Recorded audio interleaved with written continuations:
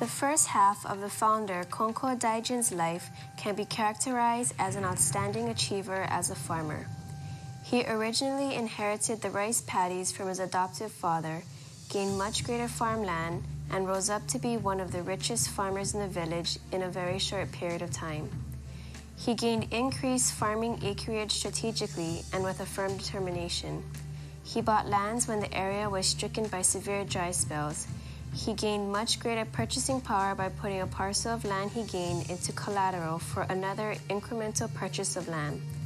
The founder aggressively took a forward motion while the other people tried to keep their positions receptively. The founder would have evolved to become one of the greatest business achievers in today's society. The primary reason why the founder was adopted into another family was to bring prosperity to the family. He fulfilled much of the original goals. But he experienced grave consequences of his children's death one after another. He also suffered from a life-threatening illness at the age of 42. The family prosperity would mean nothing without descendants to inherit the fortune of the family. The founder, who gained much religious inclination, became well aware of his grave offenses he might have committed against Kami. The founder made a drastic change in his way of life at that critical juncture. His way of life in pursuit of enriching himself was converted into the life of helping others. Hereafter, the founder tried to provide services for the convenience of pilgrims who came to see him from afar. He sold rice paddies and other farmlands one after another and created a large private monetary fund that matched approximately 1/3 of the annual expenses of the village. He used the fund to build religious facilities such as the Eastern Longhouse and the restrooms.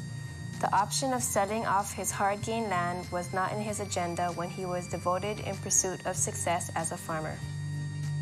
At the age of 46, he gave up his occupation as a farmer in pursuit of helping others from his residence. To give up his occupation could result in isolation from the village. He could be relieved of his community duties such as management of irrigation systems and so forth.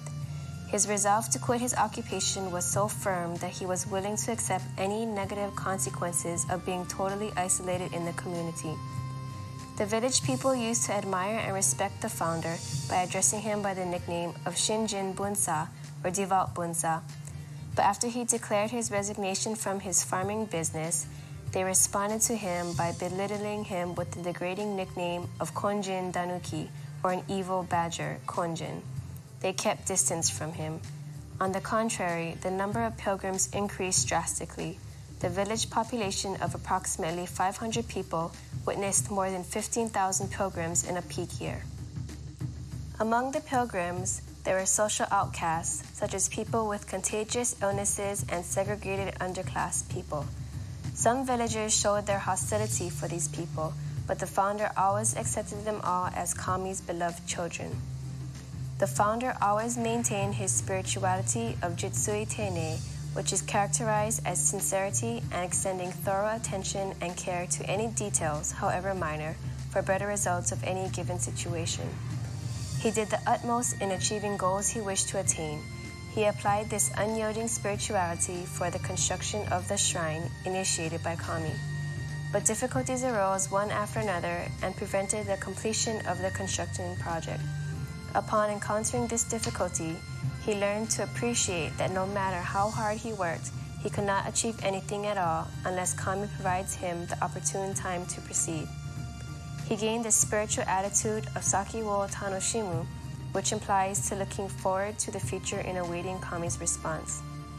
The founder's ultimate wish was to help others.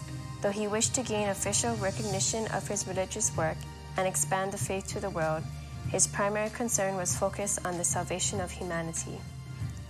Many religious leaders who shared the same era as the founder advocated the theme of social reforms for their religious work, but the founder always tried to treasure and care for each and every individual. Although the founder clearly identified critical elements in the society that needed to be reformed, he tried to achieve a solid improvement of the society by helping individuals one by one. Konko Daijin prayed for the world daily. He expressed, "I also have a desire. I have the desire to save people throughout the world."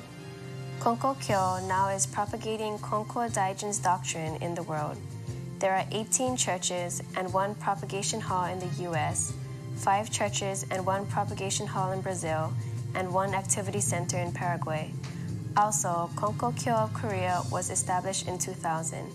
As the number of Konkokyo believers around the world began to grow, these believers, without any churches nearby, have organized to hold faith gatherings. So far, gatherings have been held in Europe, Asia, and Australia. Believers, as well as people who just have an interest in Konkokyo, attend the gatherings to talk about faith, share experiences, and give support to each other.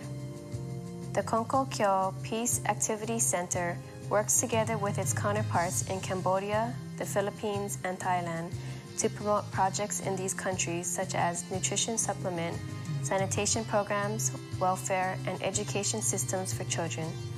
Our spiritual leader, Konko-sama, is performing Torisugi mediation and praying for not only each individual, but also for world peace and salvation for all people.